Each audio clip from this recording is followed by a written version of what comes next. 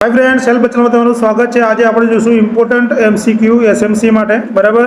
આગળનું motor paper જોઈએ। હવે ચલો શરૂઆત કરીએ। અને ક્વેશ્ચન ગમે તો લાઈક શેર કોમેન્ટ કરવાનું ભૂલતા નહીં। ક્વેશ્ચન નંબર 1, નર્સ જ્યારે પેશન્ટનું લિફ્ટિંગ કરે ત્યારે શરીરનો ભાગ ક્યાંથી બેન્ડ કરશે, બરાબર। ક્યાંથી બેન્ડ થશે એટલે કે શરીરનો ભાગ ક્યાંથી બેન્ડ થશે? હિપ અને બટક્સ, બેક અને ની, બેક ઓનલી, ખાલી બેક ઓનલી मतलब ખાલી કમરમાંથી વળવું, હિપ અને ની। તો જો લિફ્ટિંગ કરતા હોય એટલે આ વસ્તુ શાનો ટોપિક છે? બોડી મિકેનિક્સનો। શાનો ટોપિક છે? બોડી મિકેનિક્સનો, બરાબર। બોડી મિકેનિક્સ આપણે કોને કહીએ કે જ્યારે પેશન્ટને ટ્રાન્સફરન્સ કરતા હોય, લિફ્ટિંગ કરાવતા હોઈએ, જ્યારે કોઈ પોઝિશન ચેન્જ કરાવતા હોઈએ ત્યારે નર્સ શું કરે કે એના મસલ્સ, એના બોન અને એના નર્વસ સિસ્ટમના સાથે કોર્ડિનેશન કરી અને એ શું કરે, પોતાના બોડીનું પોસ્ચર અને બેલેન્સ મેન્ટેન કરે, એને શું કહેવાય? Body mechanics. ક્લિયર? એટલે બોડી મિકેનિક્સ બહુ ઇમ્પોર્ટન્ટ છે। તો આની અંદર આપણો જવાબ શું રહેશે? જવાબ રહેશે ઓપ્શન ડી, હિપ અને ની, બરાબર। હિપ અને નીથી શું થશે કે એનું હિપ અને આ પીઠ આખું સીધું રહે, બરાબર। અને હિપ અને ઘૂંટણથી વળવામાં આવે તો સ્પાઇનલ કોડ ઉપર કોઈ જાતનું પ્રેશર કે ડેમેજ થતું નથી। ક્લિયર? એટલે બોડી મેન્ટેન જળવાઈ રહે છે। પ્રાથમિક સારવારના શોધક કોણ હતા? તો ફર્સ્ટ એડના શોધ કોને કરી હતી? Doctor Mayer, Agmark. Doctor Mayer 2 વાર આવી ગયું, સોરી, અને એજમાર્ક। તો આનો આપણો જવાબ શું રહેશે? જવાબ રહેશે એજમાર્ક। એટલે 2 વાર મિસ્ટેક થઈ તો જવાબ આવશે આપણો એજમાર્ક જ રહેશે। રેડ ક્રોસ સોસાયટીની સ્થાપના ક્યારે કરવામાં આવી હતી? 1820, 1860, 1920 કે પછી 1960? તો રેડ ક્રોસ સોસાયટીની સ્થાપના ક્યારે કરવામાં આવી હતી? તો આપણો જવાબ શું રહેશે? 1860, બરાબર। તો ખાસ યાદ રાખજો કે રેડ ક્રોસ કોને કરી હતી? હેનરી ડ્યુનન્ટ। કોને કરી હતી? હેનરી ડ્યુનન્ટે રેડ ક્રોસની સ્થાપના કરી હતી 1860ની અંદર કરવામાં આવી હતી, બરાબર। ધારો કે તમને એમ પૂછે ભાઈ ઇન્ડિયન રેડ ક્રોસની સોસાયટીની સ્થાપના ક્યારે થઈ હતી? તો 1920। આ બંને યાદ રાખજો। 1860 રેડ ક્રોસ સોસાયટીની, ઇન્ડિયાની પૂછે તો 1920। અને કોને કરી હતી? હેનરી ડ્યુનન્ટે કરી હતી। ફ્રેક્ચરમાં સપોર્ટ માટે નીચેના પૈકી શાનો ઉપયોગ કરવામાં આવે છે? ધારો કે ફ્રેક્ચર થયું હોય તો આપણે એ ભાગને સપોર્ટ આપવાનો હોય, શાનો ઉપયોગ કરીશું? સ્પ્લિન્ટ, ટુર્નિકેટ, મેનિટેલ કે પછી એક પણ નહીં? તો આની અંદર આપણો જવાબ શું રહેશે? સપોર્ટ માટે આપણે સ્પ્લિન્ટનો ઉપયોગ કરીશું। જો આકૃતિની અંદર, બરાબર, આ રીતે સ્પ્લિન્ટનો આપણે ઉપયોગ કરીશું કે જેથી એનું આપણે ઇમોબિલાઇઝેશન કરી શકીએ, એટલે કે એનું હલનચલન આપણે અટકાવી શકીએ। ટુર્નિકેટ હંમેશા શેના માટે યુઝ કરીએ છીએ? કે કોઈ જગ્યાએ વાગેલું હોય, વૂન્ડ હોય, યા બ્લીડિંગ થતું હોય તો બ્લીડિંગને પ્રિવેન્ટ કરવા માટે આપણે ટુર્નિકેટનો આપણે ઉપયોગ કરતા હોઈએ છીએ। જો સિંગલ બોન હોય ત્યાં બ્લીડિંગ બંધ કરવા માટે કયો પાટો બંધાય છે? તો એનો આપણો જવાબ શું રહેશે? સ્પ્લિન્ટ, ટુર્નિકેટ, મેનિટેલ। તો જવાબ મેં અત્યારે જ વાત કરીએ તો જવાબ આવશે ટુર્નિકેટ, બરાબર। ખાસ કરીને જે મેનિટેલ ક્યાં યુઝ થાય? જે એબ્ડોમિનલ ભાગની અંદર તમારે જે સપોર્ટ માટે બેન્ડેજ કરવાનો હોય તો આપણે શું કહીએ? મેનિટેલ એના માટે યુઝ કરીએ। મેનિટેલ પણ યાદ રાખજો, બરાબર। તો આ ટુર્નિકેટ જુઓ, આપણે અહીંયા બ્લીડિંગ થતું હોય તો અહીંથી આપણે બાંધી દઈએ। આ ટુર્નિકેટ બાંધ્યા પછી 10 થી 15 મિનિટ પછી એનું શું કરવાનું? ત્યાં થોડો ઢીલો કરવાનો, બરાબર। નહીંતર શું થઈ જાય? બ્લીડિંગ બંધ થાય તો પછી નેક્રોસિસની કન્ડિશન્સ થઈ શકે। Clear?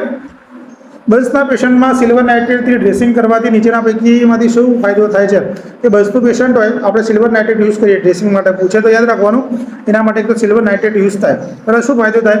Blood urea nitrogen level વધી જાય, બ્લડ યુરિયા નાઇટ્રોજન લેવલ ઘટી જાય, depletion of sodium and potassium, એટલે કે સોડિયમ અને પોટેશિયમ ઘટી જાય, તો એક પણ નહીં। તો જવાબ શું રહેશે?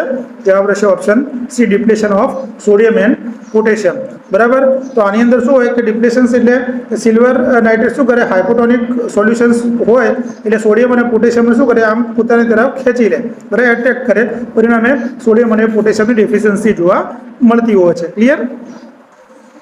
પેરિનિયમના ભાગ ઉપર કયા પ્રકારનો પાટો બાંધવામાં આવે છે? તો પેરિનિયમના ભાગ ઉપર કયો પાટો બાંધીએ છીએ આપણે? ટી બેન્ડેજ, ચેલર બેન્ડેજ, પ્રાઇવેટ બેન્ડેજ કે સિમ્પલ બેન્ડેજ? તો જવાબ શું આવશે?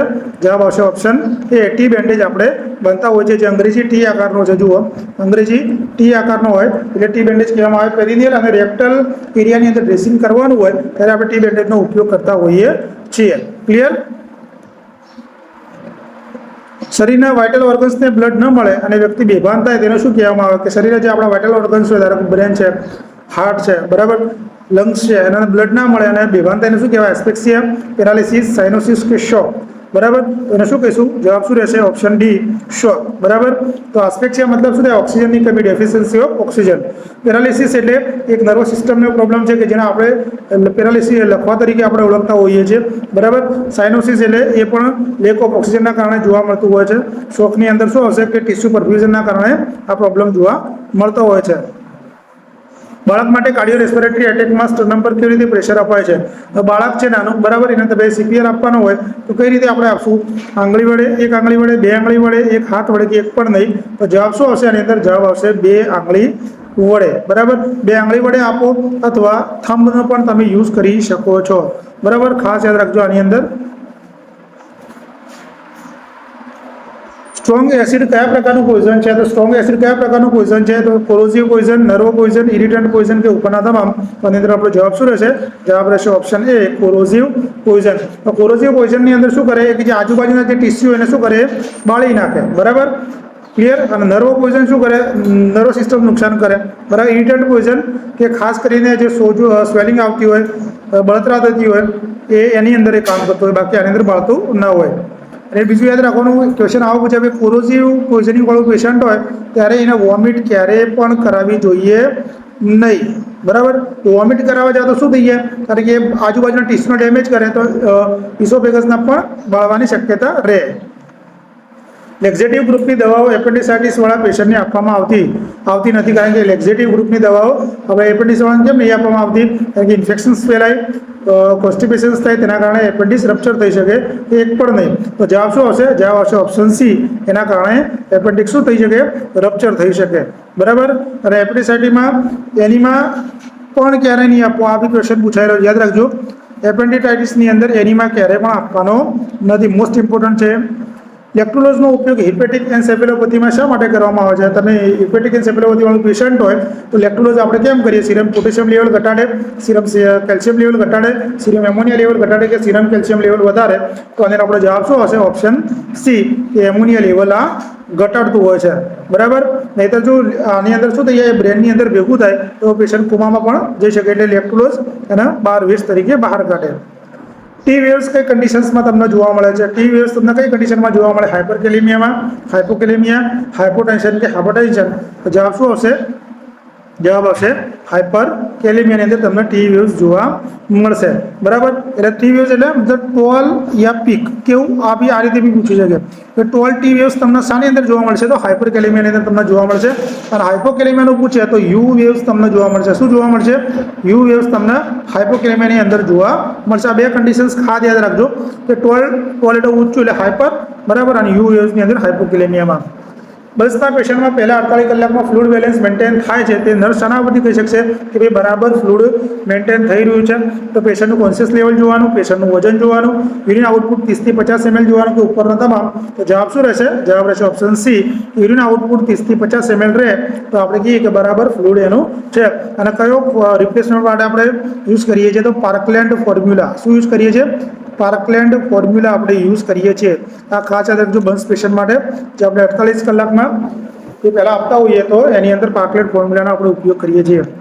ડેશનું પૂરું નામ શું છે? Dietary approach to stop hypertension, diabetes approach to stop hypertension, daily approach to stop hypertension, disease approach to stop hypertension? તો જવાબ આવશે option A, dietary approach to stop hypertension, બરાબર.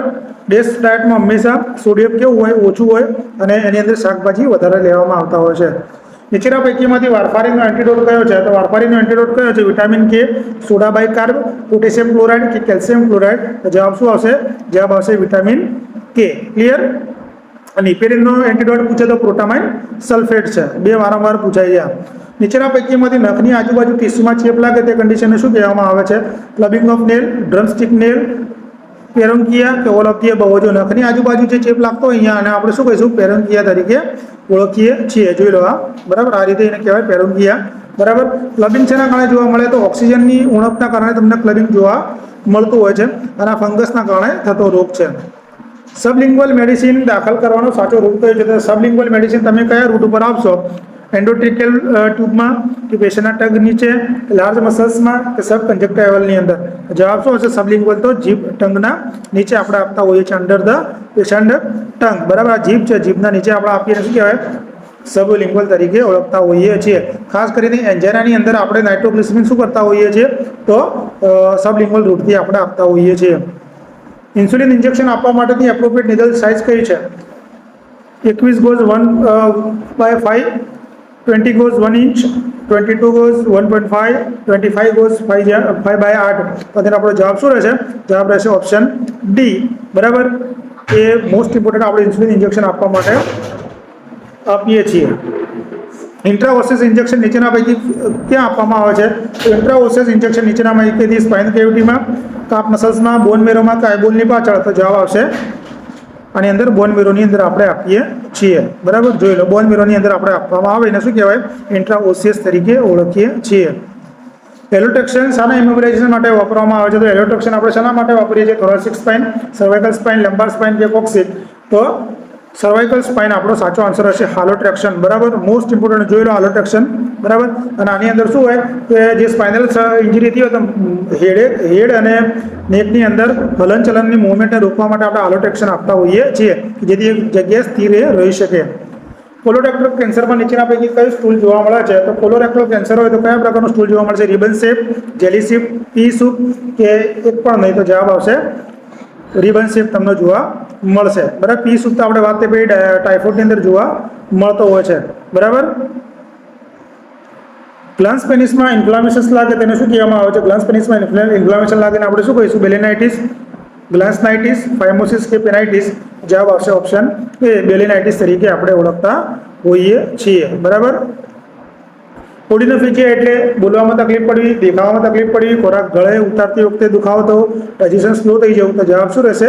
કે જ્યારે ખોરાક ઉતારતા વખતે દુખાવો થાય એને કહેવાય ઓપ્શન સી. બરાબર, એને કહેવાય આપણે ઓડિનોફેજિયા. બરાબર, અને જ્યારે બોલવામાં તકલીફ પડતી હોય ને આપણે અફેઝિયા અથવા ડિસ્ફેઝિયા તરીકે ઓળખતા હોઈએ છીએ. બરાબર, પેપ્ટિક અલ્સર સામાન્ય રીતે નીચેના પૈકી કઈ જગ્યાએ વધુ જોવા મળે છે? તો પેપ્ટિક અલ્સર સામાન્ય રીતે કઈ જગ્યાએ વધુ જોવા મળે છે? ડિયોડિનમના શરૂઆતના ભાગમાં, જેજ્યુનમના શરૂઆતના ભાગમાં, ઇલિયમના શરૂઆતના ભાગમાં, ગમે ત્યાં. તો અંદર આપણો જવાબ શું રહેશે? જવાબ રહેશે ઓપ્શન એ, ડિયોડિનમના શરૂઆતના ભાગમાં પેપ્ટિક અલ્સર 80% તમને જોવા મળતું હોય છે. કારણ કે સીધું અહીંયા શું હોય? હાઈલી એસિડિકનો ભાગ તમારે વધારે આવતું હોય છે. બરાબર, જો આમાં જો ડિયોડિનલ અલ્સરમાં યાદ રાખવાનું, તમે જમ્યા પછી તમને દુખાવામાં રાહત થાય, જ્યારે ગેસ્ટ્રિક અલ્સરની અંદર ખાધા પછી તમને દુખાવો વધે. આ બે કન્ડિશન યાદ રાખજો. સેકન્ડ અને થર્ડ ઇન્ટરકોસ્ટલ સ્પેસમાં ચેસ્ટ ટ્યુબ નાખેલો હોય તો શું સૂચવે? તો કે સેકન્ડ અને થર્ડ ઇન્ટરકોસ્ટલમાં ઉપરના બાજુ નાખી શું સૂચવશે? ન્યુમોથોરેક્સ, પાયોથોરેક્સ, લોબેક્ટોમી કે પેરિકાર્ડિયાટિસ? જવાબ શું આવશે? જવાબ આવશે ન્યુરોથોરેક્સ. હંમેશા એર ત્યાં હોય ને ફ્લૂડ નીચે જમા થતું હોય. બરાબર, તો છાતીમાં હવા હંમેશા ઉપર તરફ જમા થતી હોય એટલે આપણે ન્યુમોથોરેક્સ કહીએ, જેમાં સેકન્ડ થર્ડ સ્પેસ આપણે નાખતા હોઈએ છીએ. બરાબર, પાયોથોરેક્સની અંદર શું હોય? ગ્રેવિટીના કારણે એ નીચે જમા થતું હોય છે એટલે એની અંદર આપણે 8 અને 9 સ્પેસની અંદર નાખતા હોઈએ છીએ ચેસ્ટ ટ્યુબ. ક્લિયર? આ બંને યાદ રાખજો. નીચેનામાંથી પૈકી લોઅર લેગમાં બ્લીડિંગ થતું હોય તો કઈ જગ્યાએ ટુર્નિકેટ બેન્ડેજ બાંધવામાં આવે? લો લેગમાં થતું હોય, થાઈ ઉપર, ટીબિયા ફિબ્યુલા પર, એન્કલ જોઈન્ટ ઉપર કે ઉપરના તમામ? તો જવાબ શું આવશે? જવાબ આવશે ઓપ્શન એ, થાઈ ઉપર આપણે બાંધતા હોઈએ છીએ. બરાબર, નીચેનામાં પૈકી કોઈ પણ તંદુરસ્ત વ્યક્તિ કેટલા સમયગાળાએ બ્લડ ડોનેટ કરી શકે છે? તો તંદુરસ્ત માણસ હોય તો કેટલા મહિને બ્લડ ડોનેટ કરી શકે? દર 2 માસે, દર 3 માસે, દર 4 માસે કે દર માસે? જવાબ આવશે ઓપ્શન ડી, દર 3 માસે આપણે બ્લડ ડોનેટ કરી શકતા હોઈએ છીએ. ઓછામાં ઓછું 45 kg વજન હોવું જોઈએ અને 12.5 ગ્રામ એનું હિમોગ્લોબિન હોવું જોઈએ. જે વ્યક્તિએ વધુ પડતું એસ્પિરિનની ગોળી લીધી હોય તો શું કરવું? તરત ગરમ પીણા આપવા, માંગે તે ખોરાક આપવો, 1 ગ્લાસ પાણીમાં 2 ચમચી કાર્બોનેટ ઓફ સોડા આપવા કે એક પણ નહીં? તો જવાબ શું આવશે? જવાબ આવશે ઓપ્શન સી, 1 ગ્લાસ પાણીમાં 2 ચમચી કાર્બોનેટ અને સોડા આપી દેવાના. બરાબર, કારણ કે એસ્પિરિન શું છે? એક સેલિસાઇલિક એસિડ છે. ઓવરડોઝના કારણે એસિડિટી ઘટાડવા અને આલ્કલાઇન ડાયાલિસિસ માટે આપણે આ કાર્બોનિક સોડા આપતા હોઈએ છીએ. ક્લિયર? ઓક્સિજનની ટોક્સિસિટી જો સેન્ટ્રલ નર્વસ સિસ્ટમ પર અસર કરે તો તેને શું કહેવામાં આવે? પોલ બલ ઇફેક્ટ, ઓક્સિજનોસિસ, ઓક્સિનર્વ ઇફેક્ટ કે નોન ઓફ ધી અબવ? તો કઈ જગ્યાએ પૂછી તો તમને સેન્ટ્રલ નર્વસ સિસ્ટમ ઉપર, તો આની અંદર આપણો જવાબ શું રહેશે? પોલ બર ઇફેક્ટ તરીકે આપણે ઓળખતા હોઈએ છીએ. હાઈ પ્રેશર ઓક્સિજનના કારણે CNS ઉપર સીધી ઇફેક્ટ થાય એને કહેવાય પોલ બર ઇફેક્ટ, કે જેના કારણે સીઝર્સ થઈ શકે છે. ક્લિયર? અને લંગ્સ ઉપર કરે એને કહેવાય લોરેન્સ સ્મિથ ઇફેક્ટ. આ આપણો આ સુધીનો વિડીયો કાલે બીજું જોઈશું. ક્લિયર?